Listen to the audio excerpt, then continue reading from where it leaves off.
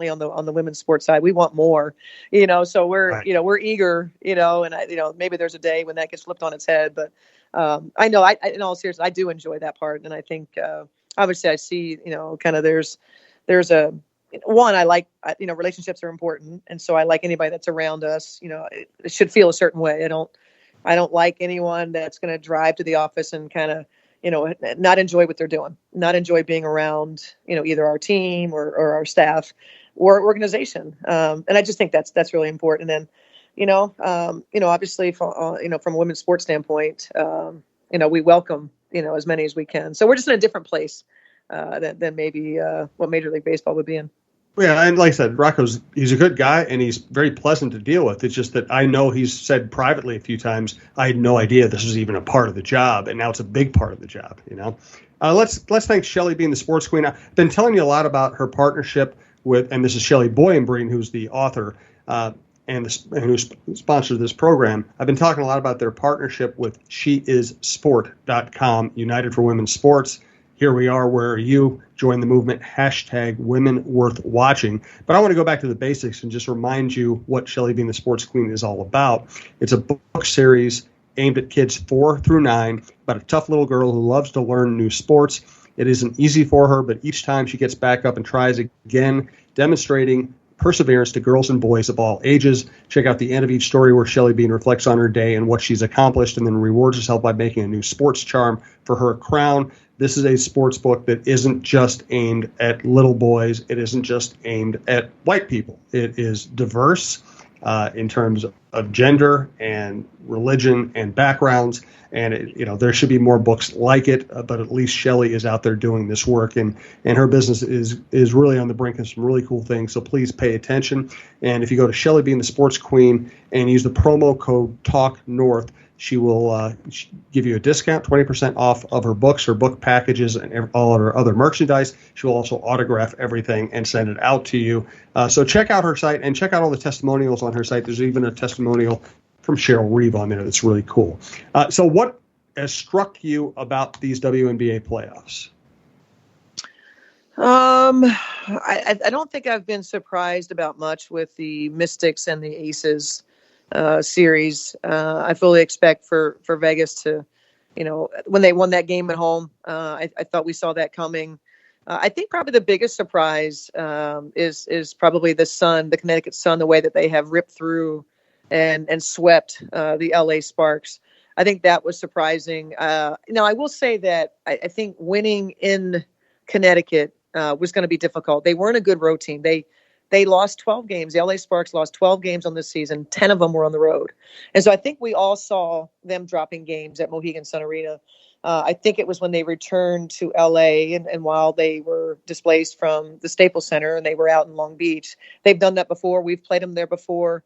Unfortunately, women's sports were kind of used to these sort of things. And so I don't think that's a great excuse as to why they weren't successful.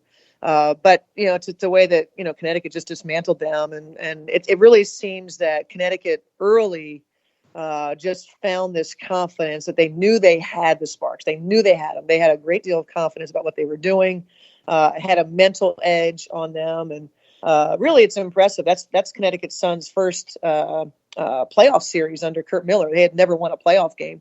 So this is the first season that they were able to not be in the single elimination game. And they've matured as a group. I think it's been written about, 4 years they've been together. And so to win the series the way that they did, that being their first series that they were in, really impressive. Give a lot of credit to Curt Miller and his staff. And really the players. I mean, that group of players, Connecticut players, have been there together for a while. They've got great chemistry. And they just dismantled the Sparks and swept them.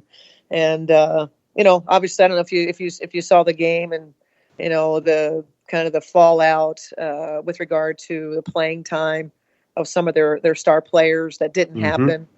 Derek Fisher's been, it's probably been a rough day for him as he handles the media.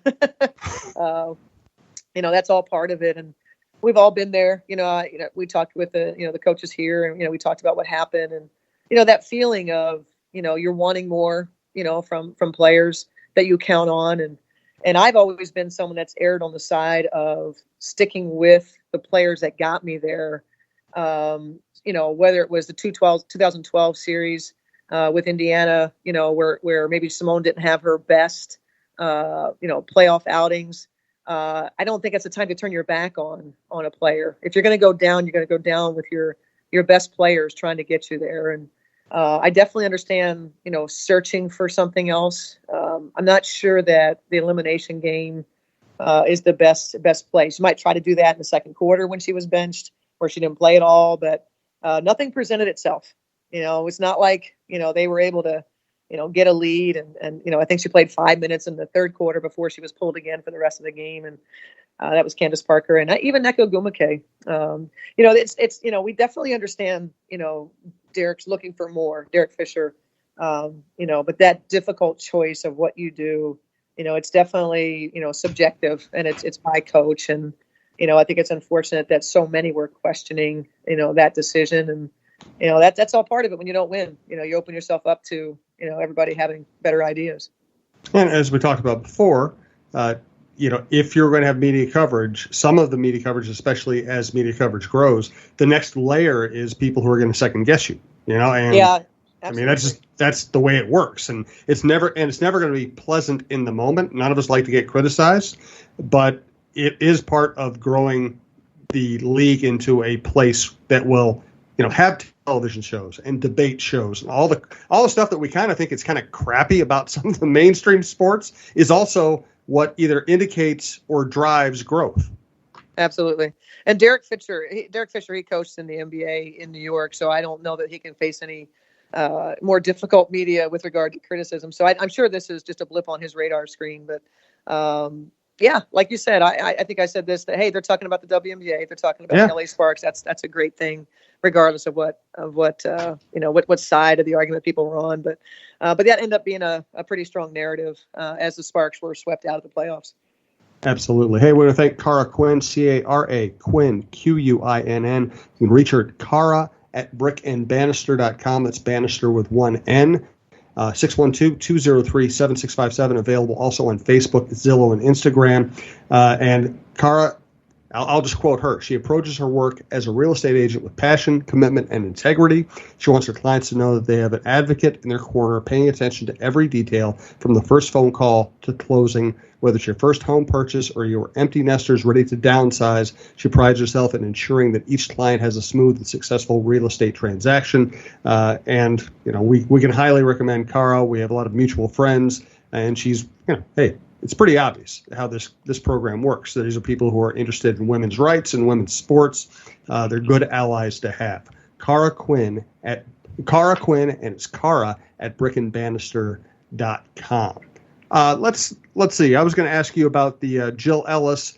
She won the FIFA Women's Coach of the Year award, and I know she came through town with the women's team. Did you have much of a chance to talk to her, or do you know her at all? I don't know her. Obviously, I've just followed from afar, and we tried to arrange a meeting, but our schedules, whether it was the Lynx schedule or their schedule, we couldn't get it lined up. And like I said, I was at the game, but the ability to actually connect just never happened. Obviously, I think she's very deserving, of the award, and it's fascinating to me, that she's going to end her run as the coach, and I admire that. Kind of, ready to move on to something different, kind of way about her. That's not easy to do. I think typically when you win, I know for me, it's like a drug. You want more, I just wonder, how do you do that? I want to do it again and again and again. But I admire her for being able to step away. It's interesting you put it that way. It's like a drug, because you do see that from so many people, either in coaching or general managing. Or I remember a quote when Larry Bird, I think he retired from, I can't remember which executive job he had, and he came back and somebody asked him, hey, why would you come back? You have millions of dollars in the bank. You're getting to play golf. You're going to do it. He said, believe me, you can only play so much golf. I mean, and you know what? Playing golf is not going to give you the adrenaline rush that you get standing in front of 10 to 20,000 people coaching and winning.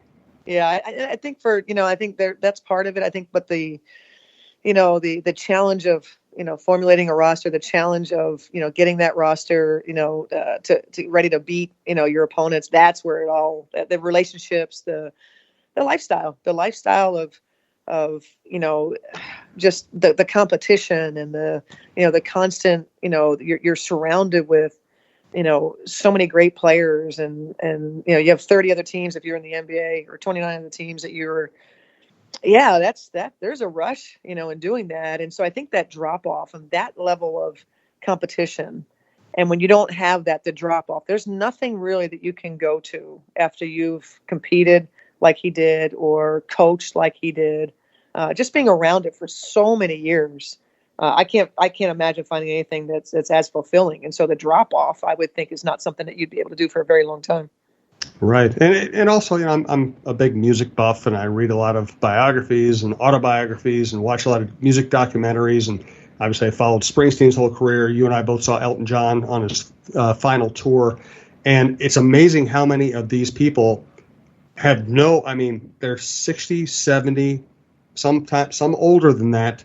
They're still touring. They're still putting out music. And, they will talk about the fact that there's nothing like being on stage. There's just nothing that can replace that in your life. And I guess, your stage is a basketball court. Yeah. And I think for him, the lifestyle, the rush, probably for rock stars, which, I don't necessarily feel like the athletes feel like that. Maybe some do, on the men's side, but I think the adulation, how much, you're what you get from, your fans, and, that's why I think it's really difficult when maybe somebody falls off and, it kind of loses, kind of the cyclical nature, for someone like Elton John it spans his career. I don't know if you got a chance to see Rocket Man, the movie, but my wife and I watched it the other night. Yeah. And so, in a short period of time, you got to, maybe get a look into, there's struggles also that go with, with being someone like Elton John, but I can't even imagine, so don't ever think that it really is his last, because he'll be back. He'll be, I agree. They're all coming back, because they're going to need it. I think that, obviously I don't know how old he is. He's in his 70s. You can't keep up. At some point, maybe you do a little bit less, or, your priorities change, when you start to see things a little bit differently. I think, obviously in his case, got a young, family member, young child, that you want to be a part of. But I am sure this is not the last we've seen of Elton John, performing, because it never leaves you. And I can't even, I'm not even on that level of that entertainment and the rush that you get. But I can't imagine. Now, I hope I'm not in the 70s and still, wanting to be on the sideline. But every time I say that, the people closest to me said, "Oh yeah, you will. You will. Yeah. You will certainly still be doing that." But I don't know. There's a great line in rock and roll. Which of the Who's farewell tours was your favorite? That's right. Good stuff from Cheryl. We appreciate her taking time out when she's so busy and so far away. It's great to hear from her, though. Thanks to all of our listeners and all of our sponsors. As far as the network, you can subscribe at iTunes, your favorite podcast app, or you can always go to TalkNorth.com. We have some cool changes coming for the network we'll announce here in the near future as well. But Cheryl has made herself such a valuable part of what we do. We really appreciate her. Good luck down there, and we'll talk to you soon.